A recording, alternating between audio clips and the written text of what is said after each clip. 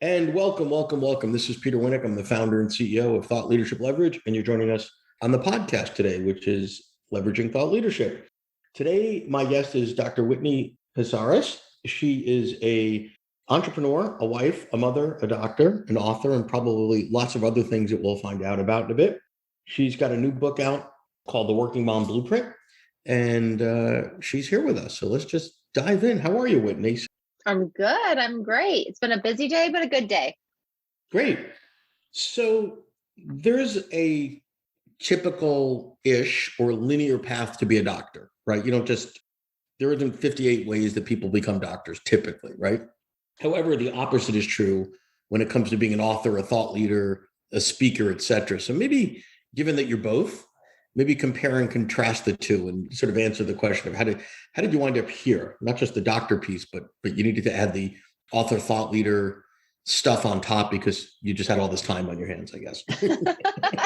Absolutely. Well, actually, it's kind of interesting because I think back in the day, traditionally that was true that for medicine, that it was like you have a biology degree, you go straight into medicine, you go ahead and finish your residency, and then you move on. And actually, my path was slightly different. I knew that I wanted to do work in writing and in communication. And so I actually chose to be a journalism major in college and to minor in biology and to write for the school newspaper and kind of earn my credibility that way in terms of being a writer. I've always loved writing. And then took a year off and then did become a doctor, went to traditional medical school, went through residency. And I've always been really interested in the dynamic between a mom and her child and a baby and her child. And so I really waffled back and forth between should I be an OB or should I be a pediatrician? Yep. And I finally landed on pediatrician because I found that I actually could really help the moms in addition to helping the babies and the kids in kind of this longitudinal public health fashion, because I'm one of those nerds and I have a public health degree too. Just can't help but, continue to rack up degrees. And so I found over time, I loved talking to these parents about health and potty training and all those things. But that what I loved the absolute most was talking to parents and specifically to moms about these struggles that they were having themselves with their own well-being, with their own balance, specifically for working moms who were trying to raise their kids at the same time, between kind of finding success in the workplace and at home. And well, go ahead. What's the word I'm looking for? How new is that? Because I remember as a kid going to the pediatrician and, the moms would come in at the end and they'd say, oh, he's got strep throat or he didn't, or, here's weight and height or whatever. But, this was the old school guy with the doc's bag and would make house calls. And, back in the 1800s when I was a kid, Sure. I don't remember him ever, asking about, my mother's mental health or how she's struggling, but like, he was just the old sort of, loving and kind, but kind of crotchety old doc, right? Like, and his focus was laser focused on the kid, and the mother was just the vehicle that got him to the office. So when did that change? Because it's clearly a different dynamic now. Yeah, I mean, I think it depends on the provider, right? Like part of it is just that I love talking to people, and that not that my patients' moms become my friends, but that you have this kind of camaraderie that happens with other people that are similar to you. Sure. But I think also that about, 10, 15 years ago, we really started understanding that child development and a child's social emotional health, that matters like just as much as their physical health. So yes, Sure. we have quick visits sometimes where we check their throat and just make sure they don't have strep, or we quickly send them along after an ear infection diagnosis. But we spend a lot of time, every single pediatrician is trained to spend time thinking about what are the factors in a patient's environment and a kid's environment that might be contributing to them, and to really have a strong focus on mental health for kids and physical health for kids. And when you do that, when you start diving into what's going on, why is little Johnny always having a problem at school with his behavior? Why is this 3-year-old having more temper tantrums than other people? You start involving psychologists and you start really thinking about the family unit and what's happening beyond just that child. And so I do think we've had kind of age of enlightenment over the past 15 years or so, where we've started to think a bit more broadly about a child's health really relates to the overall health of a family. Yep. And that if mom is miserable, nobody's Exactly. doing well, right? So you've got an interesting perspective, not obviously as the MD, but also you are the mother in the room as well, right? So you're the working mom and all those sort of things. So what sort of motivate you to put the book out there? Yeah. So my own daughter, my first child, had a lot of issues when she was first born, and she did not go by the pediatrician book, right? Right. And she had colic, and then as she got older, she became a kid who had severe anxiety and anxiety disorder. Hmm. I found myself having postpartum depression and anxiety, and so I had all of these learnings that happened from me really having to dig in to taking care of her and taking care of myself along the way and trying to make it happen in terms of my own career. And Hmm. so I would talk to all these moms in clinic. I would talk to my own colleagues who are also working moms as well. Hmm. And I would talk even at AAP conferences, American Academy of Pediatric conferences, they would talk about how the moms, especially working moms, kind of what was the plight for them. And so the American Academy of Pediatrics came to me and said, we want you to do a book that is about working moms. We'd already talked about doing one that was about babies and how to care Hmm. for moms kind of in that initial period, more about like postpartum depression, Sure. anxiety, how do we prevent that? Then they said, we want to do a book specifically for working moms because we feel like we have to address that specific population, but we Which don't is want the growing book, and growing. yeah, which is growing and growing and growing, but we don't want the book just to be someone who's not medical. We want it to be someone who can also then speak to, okay, what are the ways you can help your child thrive in terms of their nutrition and their exercise and their sleep and their, behavior? How do you manage all of that? But then from the lens of, first, how do you deal with your own needs Yep. that you have so that you're not coming at it from a place of being burnout? Got it. So most of the folks that I work with that are authors are advisors, consultants, etc. If they're docs, it's probably more of a PhD doc, right? Not Right. a stethoscope doc, right?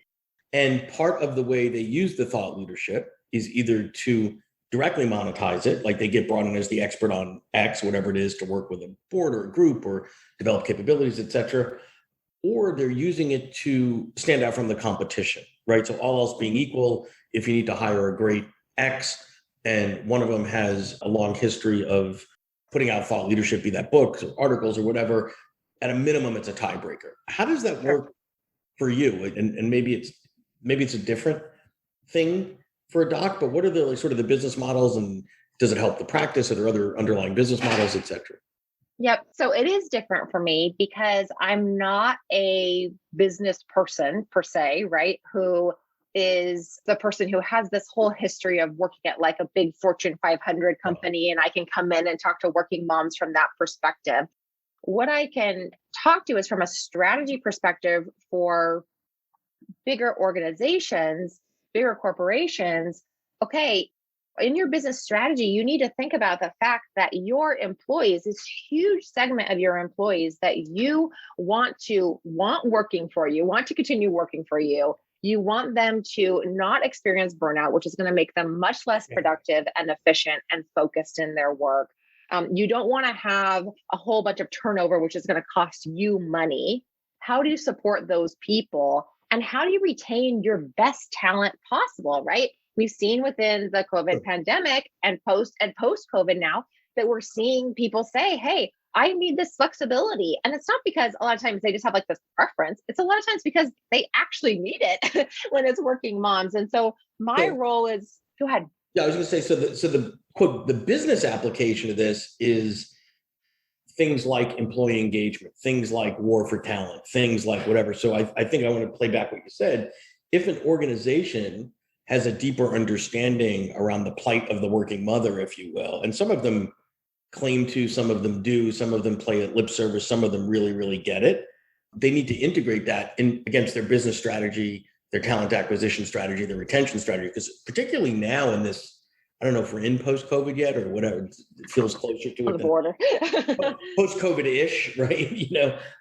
people are not running to get back. So, we've lived through what we've lived through. The latest data shows a lot of women have left the workforce because they didn't really have options and choices, and the math didn't work with childcare, and you couldn't even get childcare during the pandemic or whatever.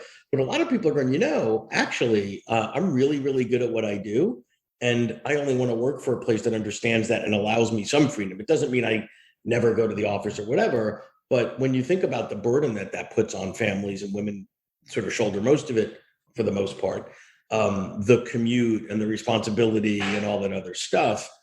And if the company's rigid, they're going to lose in the talent war, and they're going to have disengaged, cranky employees that are going to give horrible service, and disengaged customers, and on and on. So is that where this fits in? Because that's an interesting sort of piece. If you're enjoying this episode of Leveraging Thought Leadership, please make sure to subscribe. If you'd like to help spread the word about our podcast, please leave us a review and share it with your friends. We're available on Apple Podcast and on all major listening apps, as well as at thoughtleadershipleverage.com/podcasts. Yes, exactly. And, even within my own organization and my practice this morning, right? They had a training this morning that was about good customer service to patients and to other colleagues that we have as a kind of extension of customer service. And the training happened at 7:00 in the morning when I was trying to get my kids to and fro to their childcare, right? And the whole time I'm thinking, this is not actually supportive. The point is to be supportive so that I could be more engaged. And it's actually doing the opposite. I'm stressed. I'm trying to listen to my kids. They're arguing over their shoes as I'm trying to make this happen. So really the point is with businesses to help them have this awareness about how they can make really simple changes that are actually an investment in their employees that in the long run will actually cost them less money, less turnover, less time if they put that effort in on the front side. The other business model that we have. The example that you just gave shows let's say they assumed good intent and wanted to give better experience, but their perception of that is doing it at 7:00 in the morning is a horrible idea, and actually communicates, we don't care, too bad, suck it up. I don't, blah, blah, blah, blah, blah. 7 in the morning for anyone with young kids is not fun time. Right. Exactly. It's almost impossible. Right. Yeah. It's probably one of the worst, that, or let's try to do it during bedtime. Those are probably 2 worst times to deal with the training. Yet for women, that's a bad time for me, unless the culture allows it, which it sounds like in your case, even scheduling at 7:00, there's a level of tone deaf to that. Right? Exactly. So, as an advocate within my own organization, even today, I went ahead and called the organizer and said, hey, I just want to give you some feedback about what's been going on. Not all women are able to parent out loud in that way, though, in their organizations. And so really my goal is to work with other groups who help to create policy change within organizations, but then also to talk with individual women, come in and talk with individual women about what they can do within their individual lives to make it so that, all the balls they're juggling, some are rubber, as my friend Denise Hamilton says, and some are glass. So that they're choosing, I'm only going to juggle the glass balls. And the rest of them, I'm going to say, okay, I got to push these to the side. I'm going to get the things done that need to get done in life, but I'm not going to let them define me, because I really want to focus my time and energy on what matters when it comes to my professional career and what happens at my home. So I like that sort of span from the organizational level to the team member to the individual level, because you don't want to live in a world that's hopeless. That says, I can't do anything about this. Well, at an individual level, there are some things that you can do based on what the rules are or whatever. At a team level, even if you haven't gotten to the place where the organization is changing things, you could choose as a team leader to say, we're not going to do meetings at 8 a.m. or whatever, or we're going to I have a better understanding of what's important to my team, and I'm going to take that into consideration, whether it's policy or not, assuming you're not violating it. Horrible. And ultimately, the trick is to get at the organization. And if everybody sort of does their part, I think we can all do small things, and then that compounding effect leads to the change. Because I think a lot of organizations have to wait until there's some pain, because geez, we lost 10% of our top talent. Holy cow, it's going to cost us a fortune to recruit and onboard and blah blah blah blah blah. Are you selling in your is it a vitamin or a medicine? What are we selling? Right. Yeah. Right. No, absolutely right. I mean, necessity is the mother of invention. So nobody cares until they see how it actually impacts them. I think that's just human nature, right? And that's happened over and over and over again in terms of racial inequities, in terms Yep. of paid parental leave. We're starting to see that happen. Mhm. Yeah, and I think you're right. I think it has to be from an organizational standpoint that we're addressing it, and then also from an individual standpoint.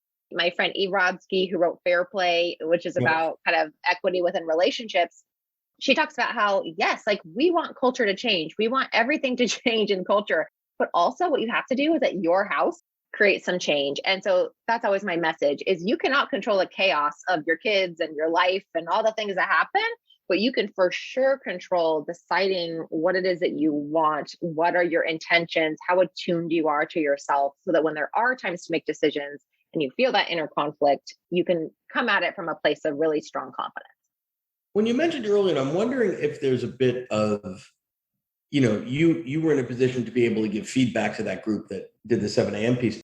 How many people didn't feel like they were in a position or had the authority or had the credibility or whatever to do that? It's, I don't want to be the one that complains because, I'll be on the magic list or something. Like, is that a big sort of tale of two cities problem?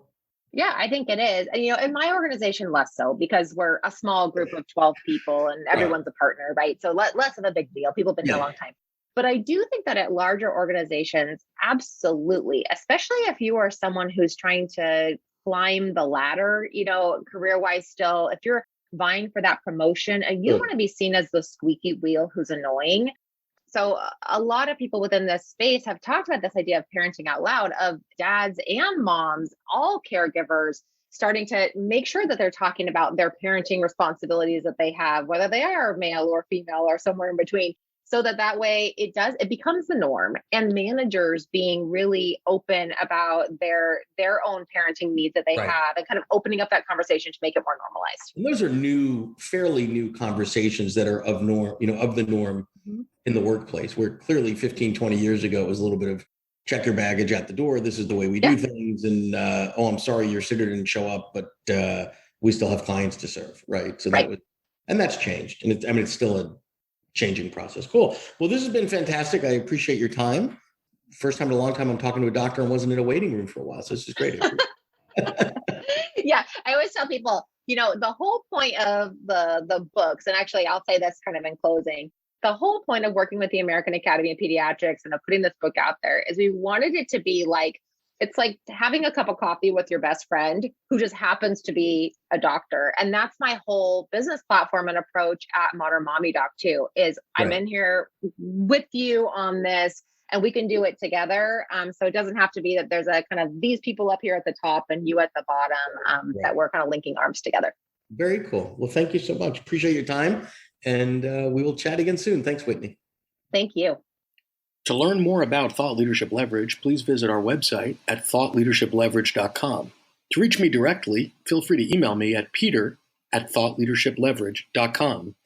And please subscribe to Leveraging Thought Leadership on iTunes or your favorite podcast app to get your weekly episode automatically.